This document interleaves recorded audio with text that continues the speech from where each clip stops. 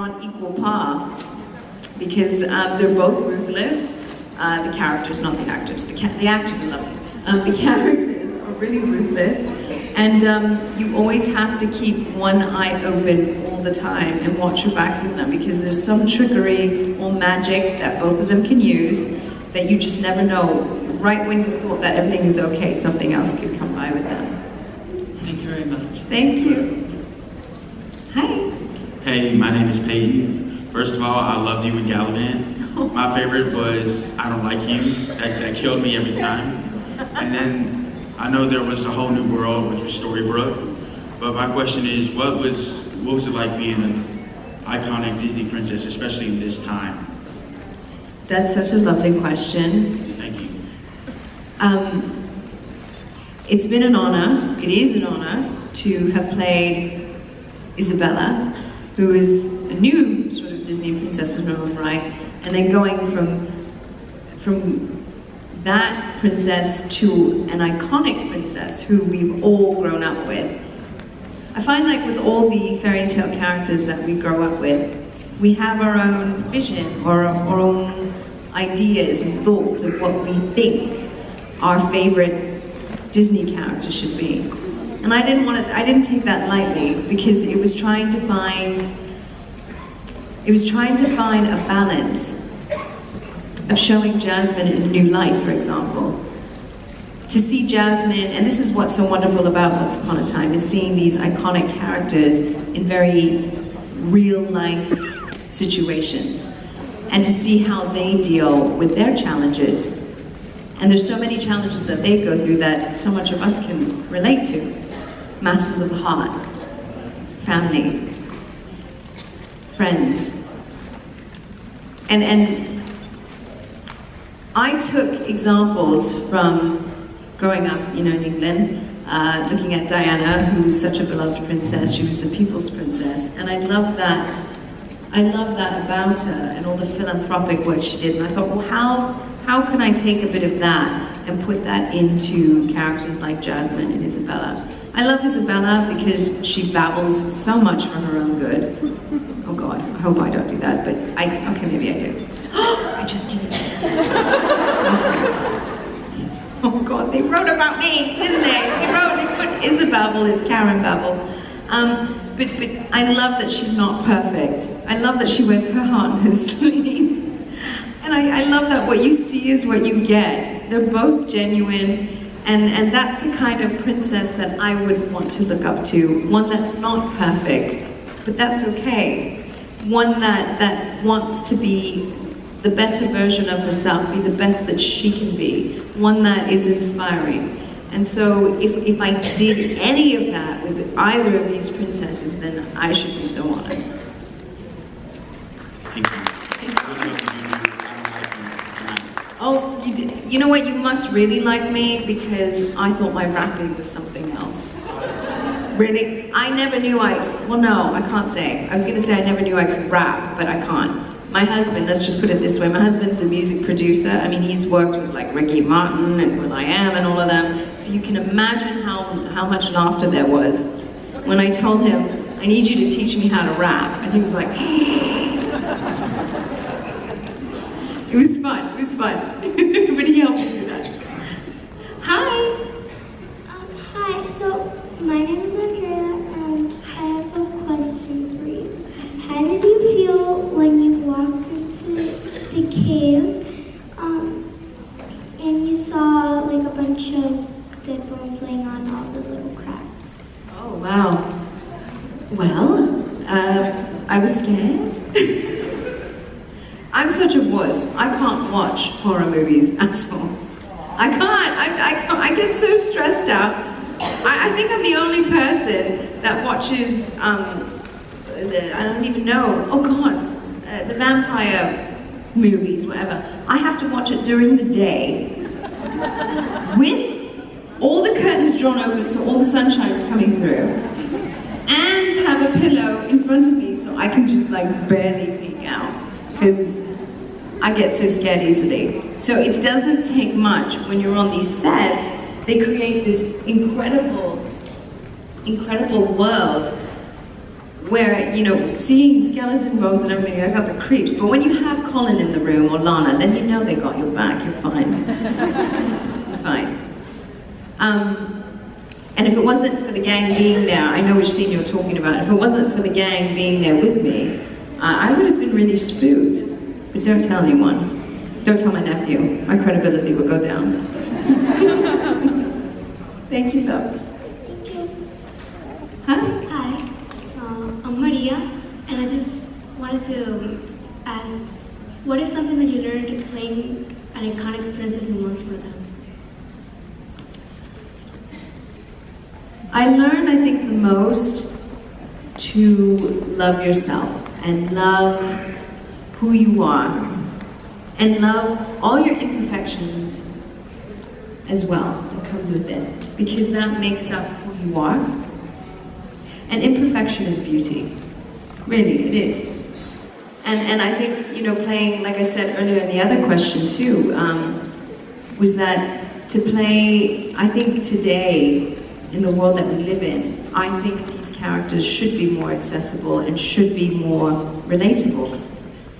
And I think a great way of doing that is uniting the representation of these characters in a accessible light where you can relate to what they're going through. Because at the end of the day, my mom says, we all eat, sleep, and poop the same. Right? It's true. She's just keeping it real. So I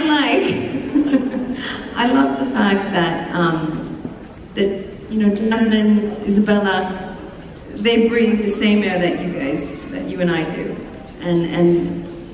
And they're so inspiring, but at the same time, there's so much of them that they're not perfect as well. Thank you. Thank you. Hello. Hi. Hi. So, I've always loved Jasmine. So, as a woman, what was it like to play such an independent and bold character? Well, I think, you know, who would like to play Jasmine in this room? Right?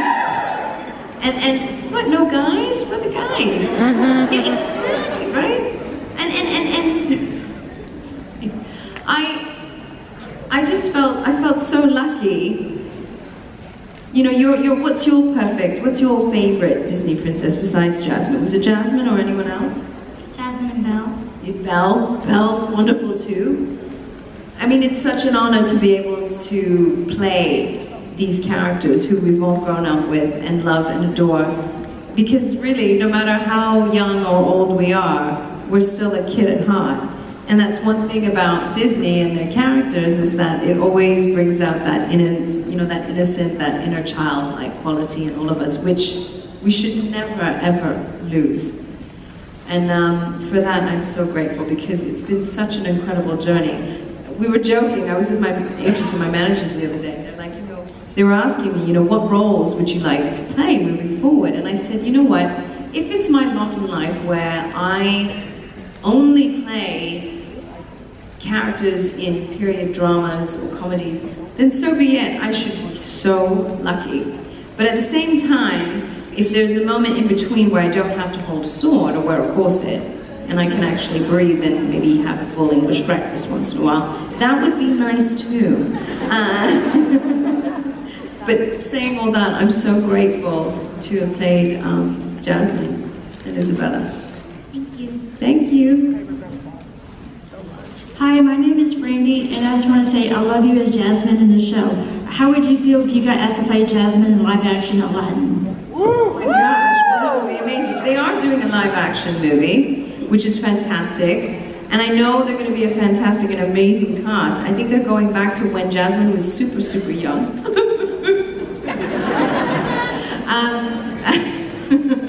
But I know it's going to be, I mean, you have such an incredible cast, and you've got an amazing director, Guy Ritchie, who's directing it, so I'm so excited. Like, the little girl in me is so excited. I feel like anyone who gets the opportunity to play Jasmine, be it on the show, the Broadway show, or if it's in the movie, or if it's in Once Upon a Time, oh, me, yay! I feel like a bunch of us, or even at Disney parks, I think all of the Jasmines that are on the shows worldwide as well, I just think we all share a sisterhood we were kind of cheering each other on because we all know what a privilege it is to play her and how lucky we are too. Thank you. Thank you. Hi. Hi, my name is Sarah. I just want to say I enjoy watching you with Jasmine, such an independent, strong woman. And what were your favorite moments on Once Upon a Time playing Jasmine? I loved my scenes obviously with Aladdin because that was very iconic and momentous, doing tons of fun stuff with Dennis, who's such a lovely joker.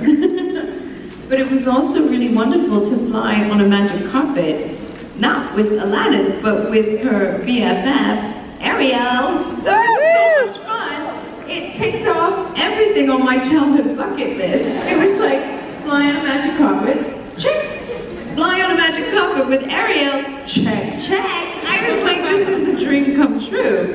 It was so wonderful, and I thoroughly enjoyed that episode so much because it was something different that I never would have seen. And this is what I also love about the show, that anything is possible where you get two characters pairing up that you would never think. And it was just wonderful how, these different worlds, Ariel's world and Jasmine's world, how they were able to come together in a really inspiring story, which Adam and Eddie wrote, along with the writing gang at once. So I love that. I love my scenes where Jasmine is trapped in a submarine with Hook. Then again, I think we'd all like to be trapped on a submarine. Am I blushing? God, he's on after me, isn't he, too? It's that, again, two characters, to see that friendship between Jasmine and Hook was so wonderful. And a lot of fans were writing in to say how much they loved and they enjoyed watching that pairing as well, to see, so again, something that you wouldn't necessarily think of, but how they were able to join forces together and help each other out in tough times. Thank you. Thank you. And you a strong woman. Thank you. Hi. Hello again, Karen. Hi. My name is Tyler. Just kind of wondering, what was your favorite memory from doing the show Gallivant, as short-lived as it was? What are some of your favorite memories from that? Waking up every morning, and I still do, but literally on that show, all of us would wake up first thing in the morning and go to sleep in the evening with a permanent grin on our face. Because we knew that what we were doing with the show was incredibly different, and you don't get those opportunities. They just don't happen every day. So we were trying to savor every minute that we were on set. We knew that this wasn't going to happen again, that this moment is where we're at, you have to enjoy it. I love doing crazy things like dancing with horses and doing choreography with your horse, and no matter how hard you kick it, it ain't moving. and because we had a lot of, in season 1, we had a lot of numbers with Gallivant, Isabella, and Sid. And so a lot of things were choreographed, but when you're trying to tell a horse to move and dance when you're supposed to be dancing, it doesn't listen to you. You're like, okay, you just do whatever you want to do. The horses played a really funny part in the show because they were with us throughout the journey of season 1, season 2. In fact, each season I had a new horse, and I kid you not, I love animals so much, and don't even get me started about my puppy, Milo. But yeah, I miss him so much. I wanted to bring him here, but he would just he'd have a love fest with all of you. That's it. He'd be a permanent happy dog, extra for the rest of his puppy years. But anyway, I'm babbling. It was every moment, all the laughs. Here's Timothy Amundsen. Any Tim Amundsen fans? He was just so wonderful to work with. It was very difficult to keep a straight face. This Gallivant was probably the toughest, I'm talking major struggle in trying to keep a straight face when the camera is on you and you're acting alongside the likes of Tim and Vinnie Jones. I mean, Vinnie Jones dancing? I mean, that in itself is hysterical. But, you know, there's so much. We could talk a whole day about this. Awesome. Thanks so much. Thank you. I'm still hoping for that more Gallivant. Oh, yes, you signed the petition. Yep, over and over. All right, love it. Thank you. Hi. Hi, I'm Ruby. What was the most difficult part of filming Once Upon a Time? The harem pants, I couldn't go to the washroom. We're family, I can talk to you about that. It's okay. It's so intricate, so we're always told to drink water, so you can just imagine it's really difficult to get out of the costume every time you have to go to the washroom. Literally, that was the biggest challenge. But other than that, and not being able to have full English breakfast, can you tell I'm obsessed with full English breakfast? Yes. The biggest challenge was also thinking that, like I said, everyone's got their vision of what Jasmine should be. And everyone's version is right, especially because it's something that we've grown up with all throughout the years. So it was trying to find something that could hopefully make each and every one of you really proud and happy of the Jasmine that I could present. Thank you. Thank you. Hi. Hi, Karen. My question was, if you would have been in the musical episode, since you're such an amazing singer, would have been able to hear you sing in the episode? I would have loved that.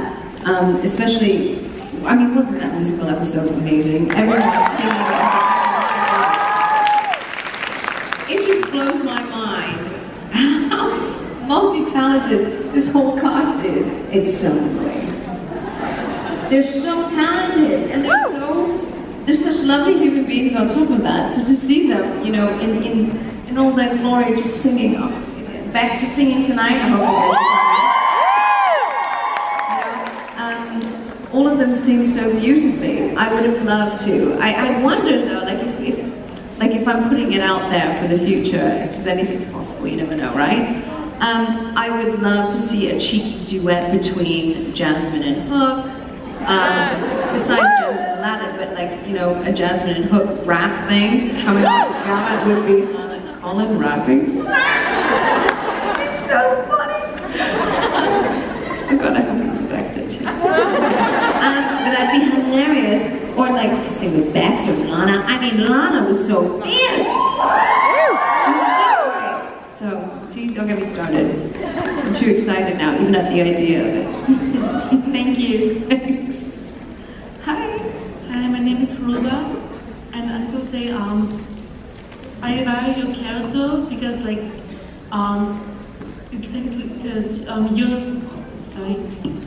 you're the only air princess there've ever been. Was it hard for you playing Jasmine? You know, I think my parents have always brought me up, and I think all of our parents, right, they tell us that we have to be ourselves. And certainly as an actor, each role that you play, you have to be yourself. It's an extension, essentially, of you in that situation. So for me, where my challenges were, was thinking that way. Because growing up, I was bullied, and I had a really bad acne problem. And I'm not talking one zit on the face, like it was like an infestation, like a rash all over. It was bad. And I'm not saying this, you know, for you to be sorry for me. It's because that's what I relate to that girl, which I'm really proud of, by the way, because, and I can say that now more easily than I could before, because I didn't want to look at myself in the mirror anymore, and it was very, it robbed me of my confidence, and I'd always stare at the floor and hide behind my hair, and that's why I was bullied a lot, because I just didn't want to look up at anyone.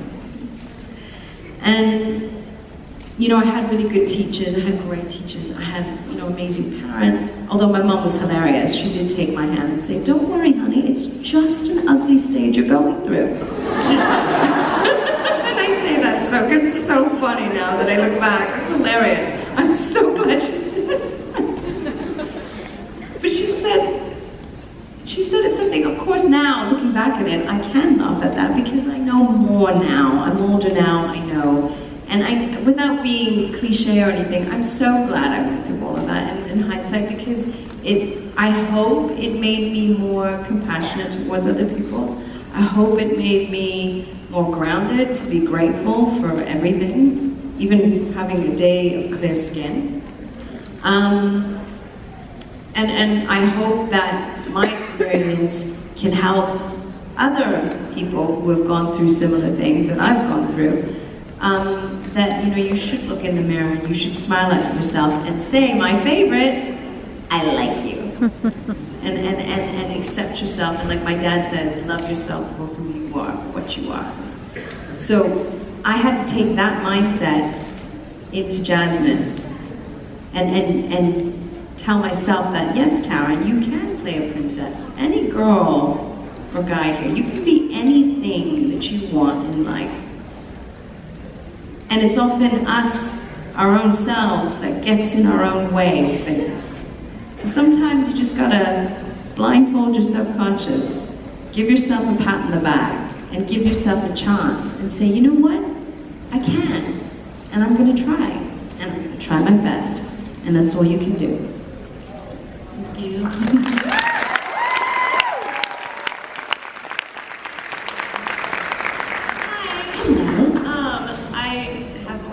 I could ask you, but I'm going to follow up that very moving thing with a kind of silly question. What was your favorite song from Gallivant, either that you sung or that you just enjoy listening to? Oh gosh, that's a tough one. Because you guys know, if you listen to the Gallivant soundtrack, you're spoiled for choice, and they get in your head. Even when you don't want to sing anymore, all of a sudden you're humming it. And you're like, oh, it gets in there and stuck, right? Okay, let me pick a song that Isabella did, because there's so many choices too, with the other songs too that she's done. But Love is Strange is one of my favorites because it depicts love in a very realistic way. It is gassy, it is smelly, it is wonderful, and then it's not so wonderful. But that's what love is, that's what true love is. And I love that Alan was able to talk about a universal theme which we can all relate to, but in such a funny way, you know? Yeah. Other songs from other characters, Tim had such fantastic songs. I loved My Dragon Pal and Me. I just loved it. It's such a great song. I mean, when do you see a grown-up man singing to his pet lizard?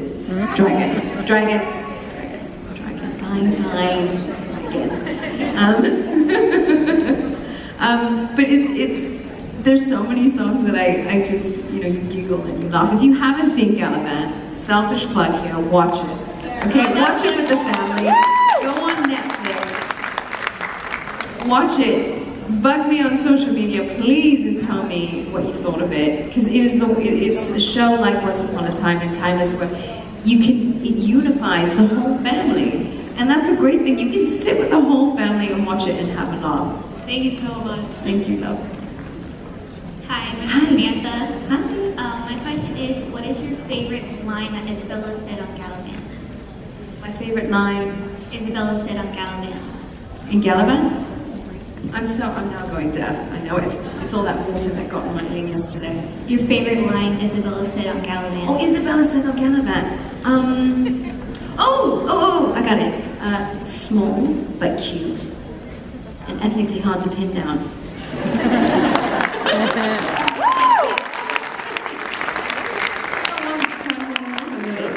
Yeah.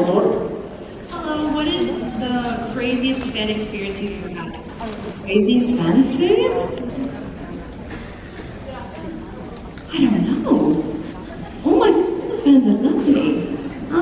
Crazy fan. Have you had any crazy fan experiences? I clearly asked. See, I don't get the bras and the knickers thrown at me or anything. I don't either. I would think you would, actually. Oh, really? Yeah, but I think, it's all, people are passionate, and the fans, I always say that thanks to the fans, we live at the beach, so I always come with a lot of love and respect. You gotta respect the audience, because our art form is the only one where if someone's not watching you, you're not actually doing it. Yeah. So, yeah, I think sometimes they get excited. I think the hardest one is when they cry, or when they get real emotional. It makes me nervous, and then we all have it. We share a big hug, and then everything's cool. I get so touched when they you know, if a fan gets super nervous, because I'm like, oh, no, don't be nervous, it's just me. Really. You haven't seen me without makeup and glasses and slippers, right? Remember, we all eat, sleep, and poop the same. You know? What a great way to end. In